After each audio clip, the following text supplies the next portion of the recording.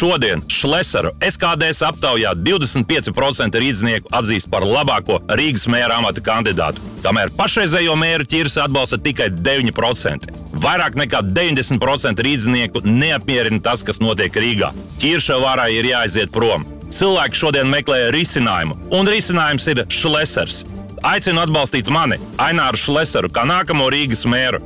Visas reformas tiks veiktas jau pirmajās 100 dienās. Visi sliņķi, dīgdieņi un birokrāti tiks izmesti, un viss tiks balstīts tikai uz ekonomisko izaugsmi.